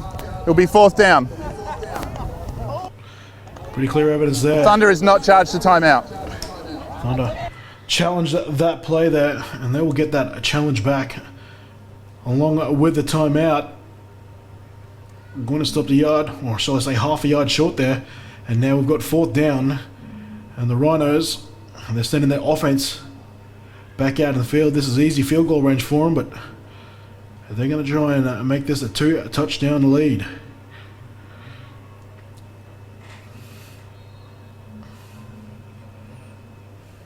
Thunder looking for a huge stop.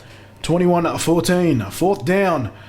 They'll run the same play, and Gwinner makes no mistake this time. Jumping over the defender and locking in that 6 points. Griffith knew it was coming. Checked himself to the outside position, but simply could not stop it.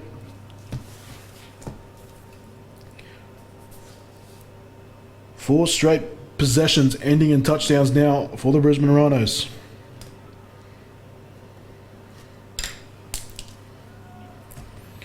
Kick is up and good. Henrique stays perfect with the left boot.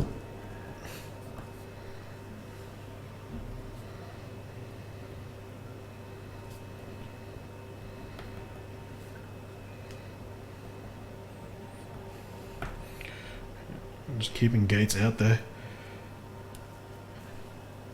Gave Gwinner all the space he needed. 28-14. 14-point lead now for the Rhinos.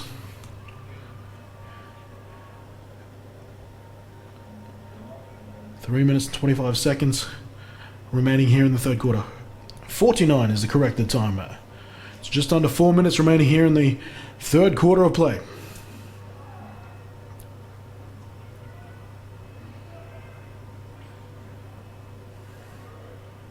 Are the Thunder out of magic, or do they have enough to mount a comeback? Walters boots it deep over the head of Tristan back, and he'll let this bounce into the end zone. And on comes the back, Tommy Corwin. His offensive company.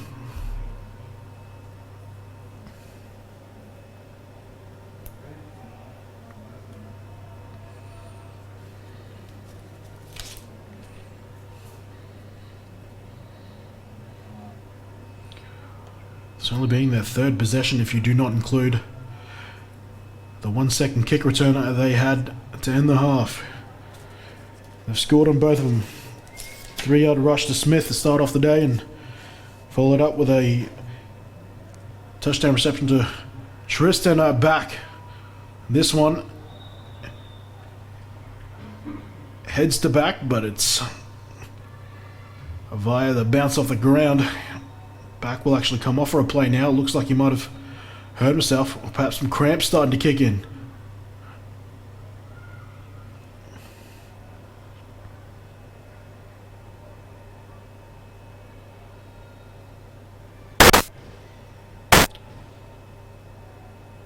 Well, actually, maybe it didn't bounce, but... Result of the play is an incomplete pass. I think that's a fair call by the end of it. 2nd and 10.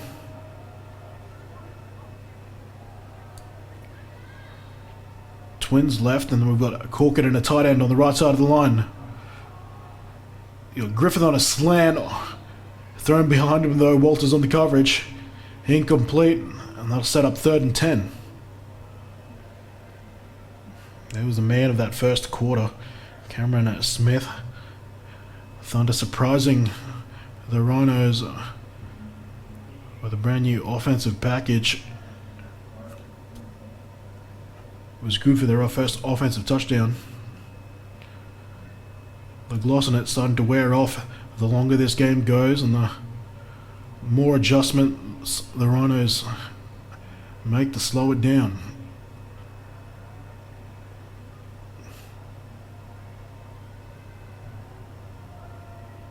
Three receivers out to the right now, including tight end Corkett. They'll roll to that side, and that's a pet play for this Thunder offense, especially when they need 10 to 15 yards. It's complete for a first.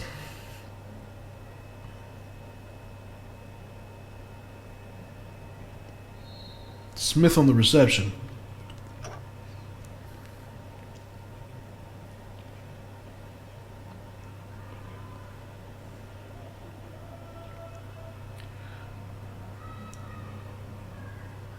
First and 10. Going to Dottie. And Dottie is shut down by Matautia, who had a couple of huge hits there in the first half. Now adds a tackle for loss. Dottie taken down for a loss of 1.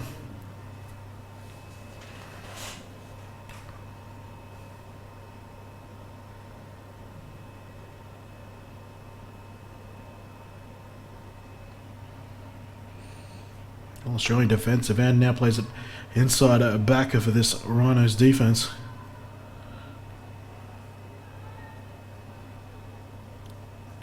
Second and 11. Corwin, quick shoulder fake, now looking backside for Griffith, who's lost his defender, now getting underneath the football inside the 20, but the official said he couldn't get possession.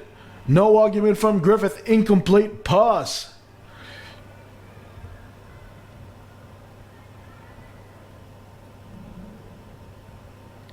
And it goes through the hands. All kinds of fakes to get his player open there. You see Griffith, his corner, I think it might have been Hearn, lost his footing during the route. Griffith was open. And that's a play going bang. Now we've got 3rd and 11.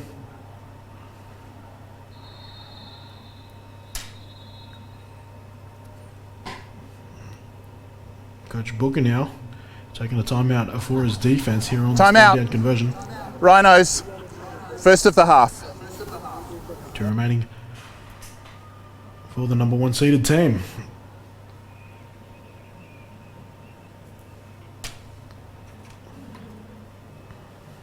(28-14) the score here. A couple minutes left in the 3rd quarter.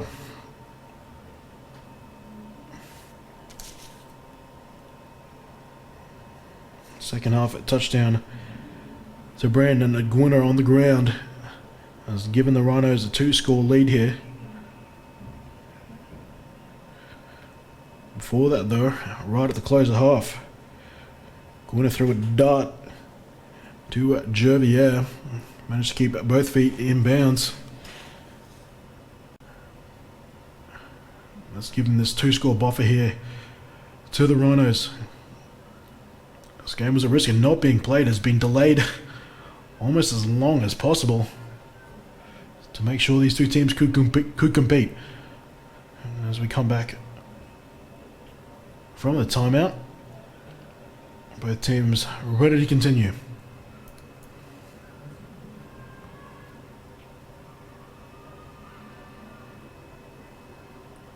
Third and 11. Back in the slot. Corwin will keep it. Corwin's taken down for a sack. Wants a call, but it looks like the linebacker and Jack Lowe has taken down Corwin. No, sorry. Hakeem Allen. Offensive tackle having an absolute monster of a game. A fourth down. Ferguson's coming off. Corwin staying on. Understanding the ticking clock and the deficit they're trying to chase here. How many more tricks do they have in the bag?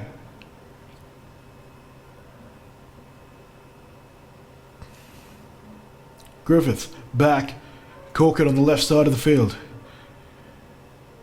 Corwin rolling to that side under pressure. Evades the pressure and gets it back, but it is a hit from Jervier, jarring that ball loose. Flags down though, back where the ball was thrown.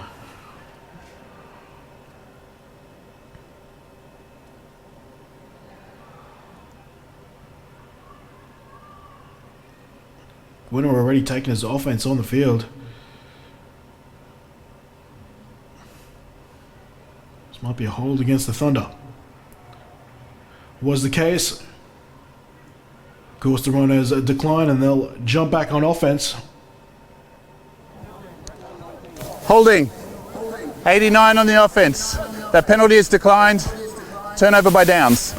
Just saw on the replay there, and Corkett got caught up as Corwin scrambled there and got himself into a holding position. Didn't matter though, the Rhinos decline took over on downs. And that's the first non-touchdown drive of the night. And Gwinner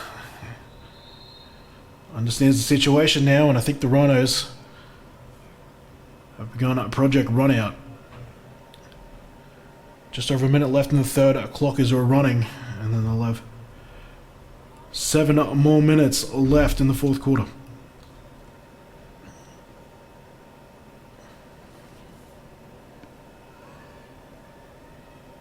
Under a minute left now in the third.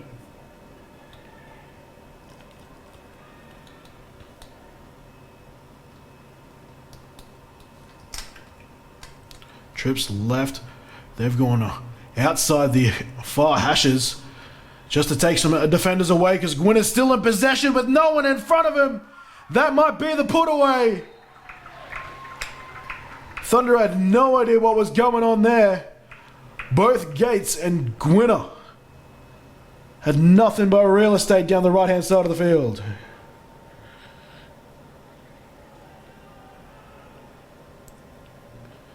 Gwinner's second rushing touchdown of the night.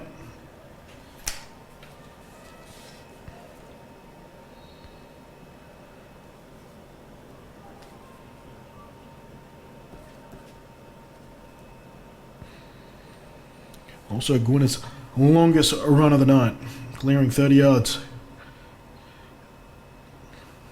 Walters is wide left on his first official miss of the night. Missed one earlier, but it was brought back on a penalty, and he corrected his mistake. The score will remain at 34-14. 20 points the difference now.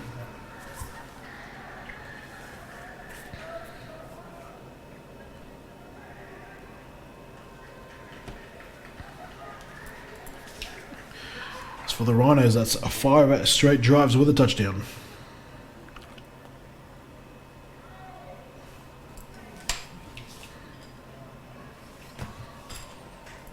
There's Hakeem Allen on the screen there.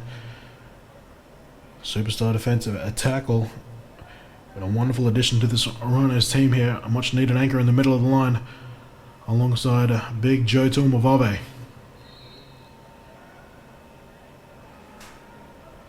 Rhinos now with one hand on a return to the Sun Bowl.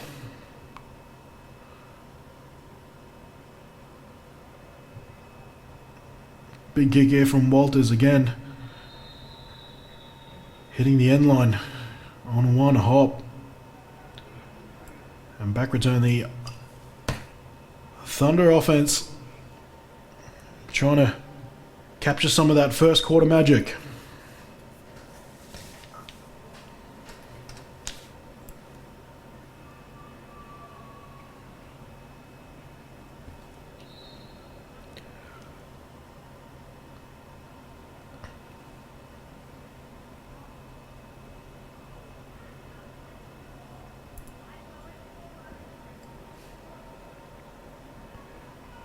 Approximately 27 seconds remaining in quarter number 3.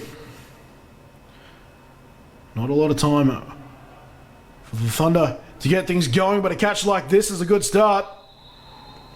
Griffith on the outside. Picking up 15 odd yards into first down.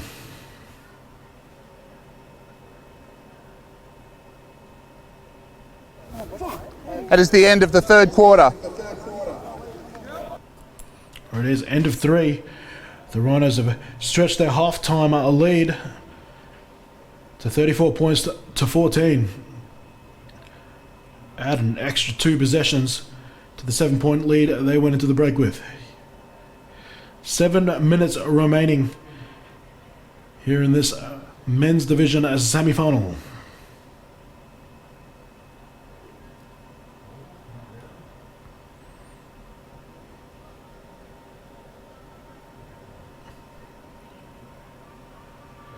Be a storybook comeback for Griffith University if they can pull this off, needing 3 quick scores. The Rhinos in control of their own destiny now. Shoulder fake to Corwin, gets it down field to Griffith. This is a catch. Griffith now becoming Corwin's favourite target tonight.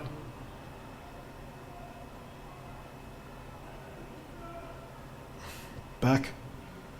Walked off the field with a bit of an injury earlier, and I don't think I've seen him return. Tom Ferguson now on the field for much of this third quarter and now fourth. The young Colt playing up in the senior division. He'll match up with Carper. Roll out right. Protection holds off his back foot. Pass intended to either Ferguson or Smith, both of them in the same area. Incomplete though. I'll bring up 2nd and 10.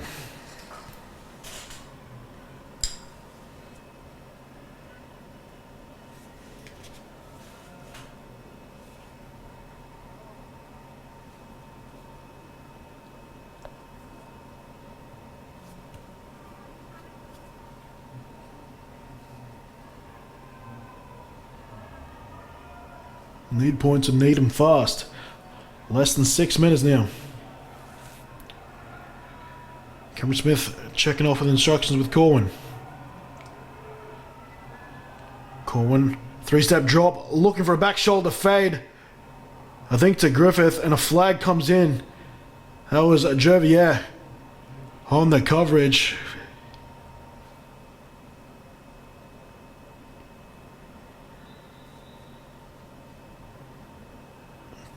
Griffith down at the end of that as well. Landing on his shoulder, hasn't gotten back up.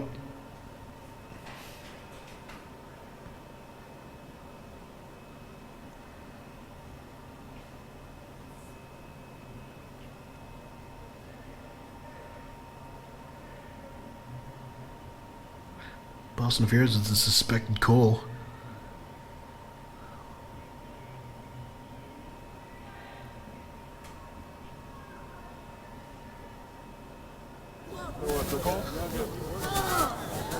Pass interference. Defense, number 19. 15 yards from the previous spot. First down. Well, it doesn't help Jervier's case that his head never turns around. And Officials timeout. The previous play is under review. Gary Kendall wants to take a look at this. Believes there's a case that it might have been clear.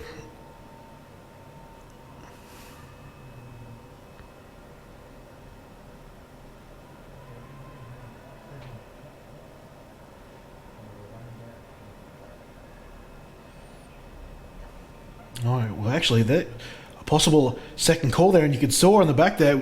Now a chop block is coming into conversation between Darty and the right tackle there. So this penalty could be offset against the pass interference.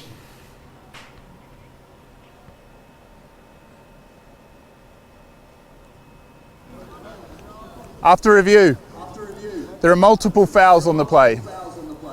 Pass interference, number 19 on the defense. Personal foul, chop block on the offense, high-low block. Those penalties offset, replay first. So there we go, both penalties will wipe each other out. And there's a clear use of the correct usage of our officials, or instant replay officials I should say.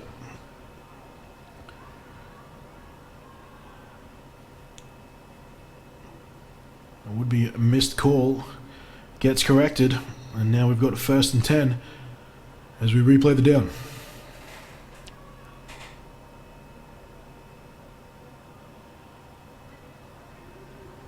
Backs now return to the field. He's lined up on the numbers here on the near side sideline. Akeem Allen got in there real quick, but the screen is good to Darty. Quick catch, and I think he's got a 1st down. Yes, he does. Stretches that ball past the 1st down marker. Fresh set here for the Griffith University Thunder.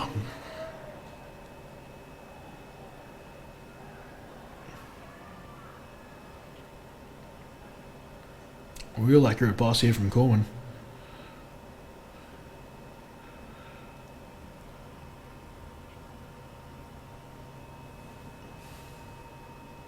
Chains officially move.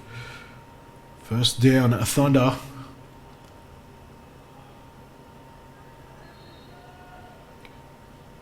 Ball now spotted at the 24.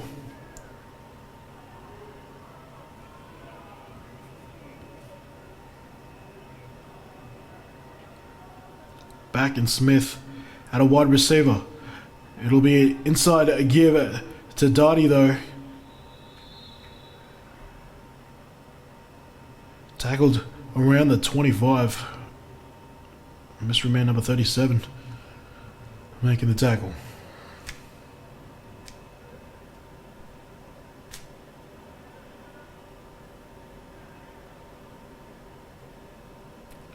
And if my notes are correct, that actually might be Dre Smolarski wearing 37, not 27 as per my preseason notes. Second and short now for the Thunder. A roll out for Corwin out to an open Robbie Corkett. He thinks he's got it, but sideline official says he was down at the 1 yard line.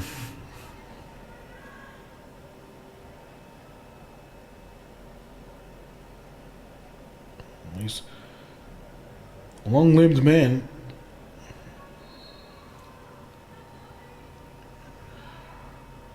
In fact, they mocked him down, I think, at the 2.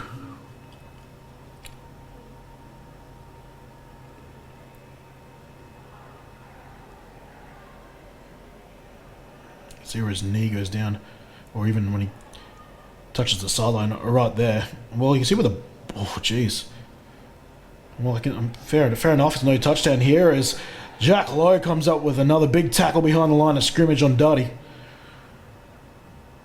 Now, I think it's probably just on that last play. Confidently wasn't a touchdown, but ball was probably should have been marked inside the 1. In any case, huge play here from the Rhinos defense. Knocks them back all the way to the 8. And from the 8, they'll have 2nd and goal.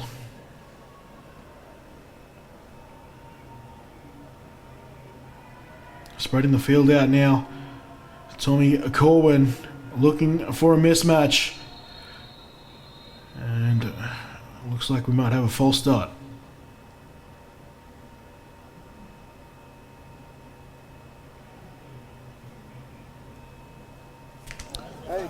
Timeout.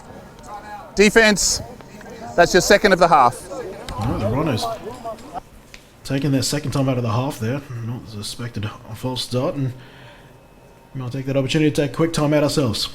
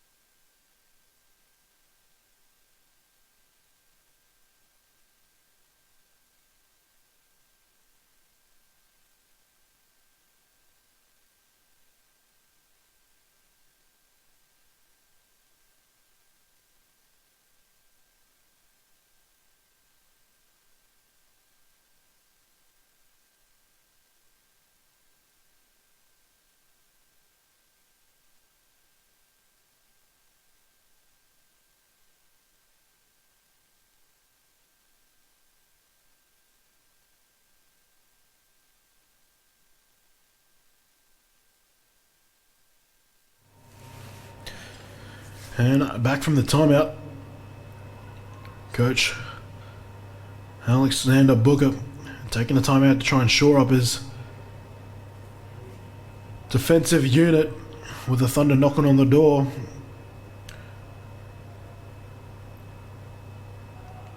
Quick pass attempt over the middle here, attempted to Ferguson. He wants a call, but that's football. More Sam Matautia throwing his weight around has been quite the enforcer this evening.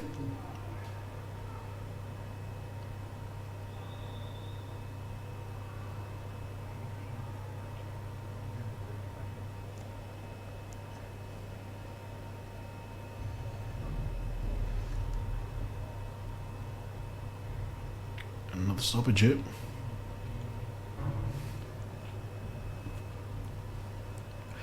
Looks like we're getting another review. Officials timeout. Previous play is under review. Well, as we saw from the last review, anything that can be seen, other penalties that weren't looked at could be called here. And I think it's a review of potential targeting and whether Matautia hit Ferguson, well, frankly, in the head.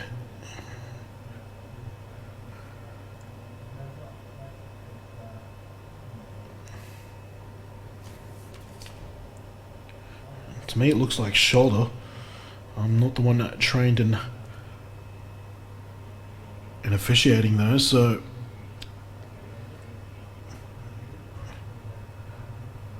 if this is targeting, that is the suspicion. Sam Matautia could be in trouble here. After review, we have personal foul. Targeting, number 8 on the defense. By rule, that player is ejected. The ball will be placed half distance to the goal, first down. As I said, Matautia could have been in trouble. A targeting call now results in an automatic ejection. And him, like Carlos Sinapati from the Ravens, now will be looking at the process that might affect their participation in a fortnight. Matautia is already trying to plead his case to Andrew Cavalier here.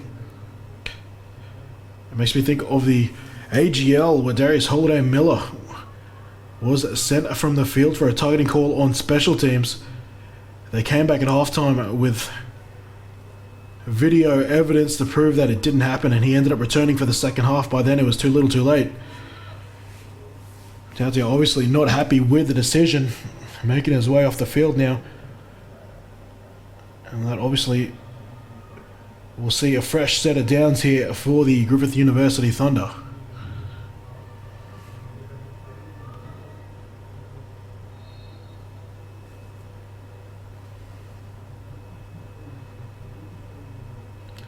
Corwin, quick throw, corner fade, and this is almost intercepted.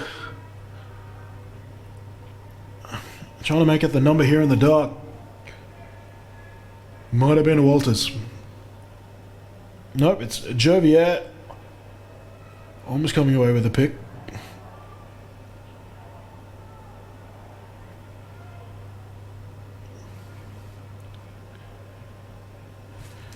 And we're officially past 10 o'clock here. It's 5 past 10 a local here. It's on the Sunshine Coast. Here in southeast Queensland. This game needs to cease at 10:15.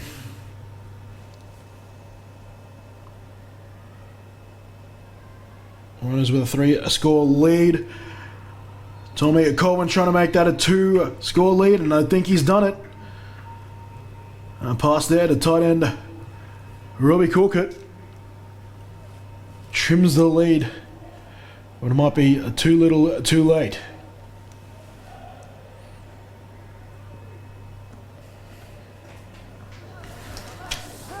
The result of the play is a touchdown.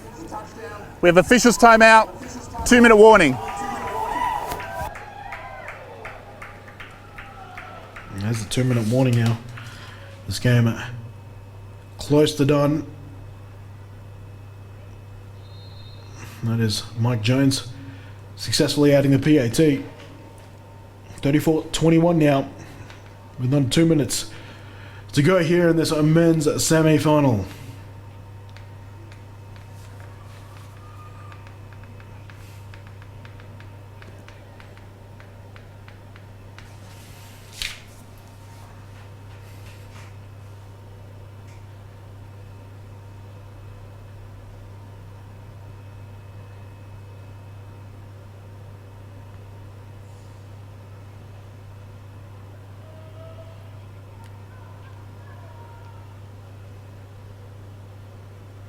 So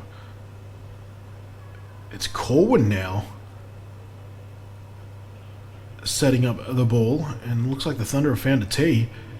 And the only reason why it should be anyone other than Mike Jones setting up is that Corwin considers himself the onside kick specialist. And that's exactly what he does. Does he get a half decent bounce? And the hands team, and namely J.M. James, does their job. And the Rhinos now should be a couple of successful run plays away from seeing this game through.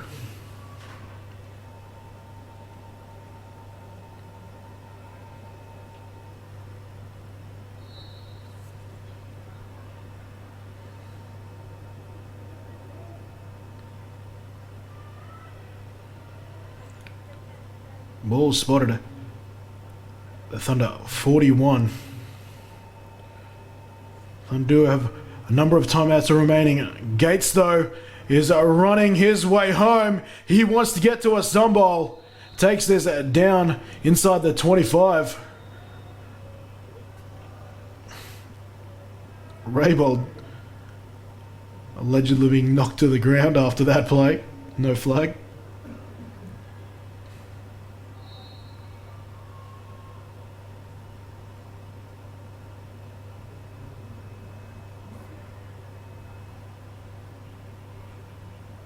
And that should be it. The Rhinos get into victory formation.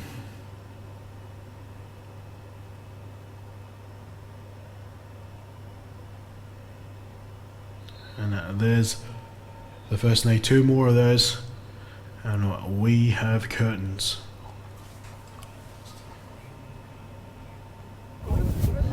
Timeout. Defense. First of the half, this will be a 30-second timeout. That's the thing about Thunder, they've saved all 3 timeouts here. They're going to make the Rhinos work for this victory.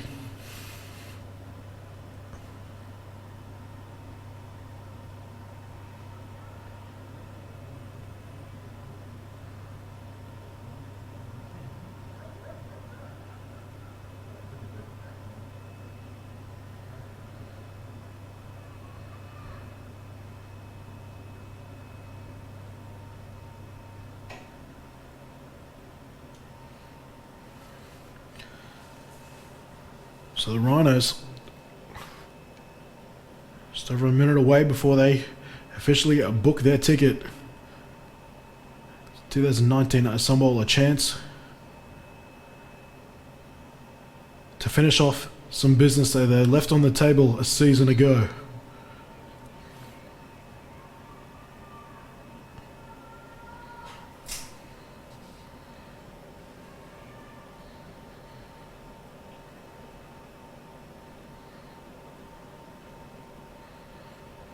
And Quinn is there waiting for the snap. Takes another knee. We'll see if the Rhinos choose to use their final timeouts. Just in the middle of that defensive huddle there, you see number 34, Daniel Raybold, did tell me that he is calling it a career should they go down in this game. This is his swan song.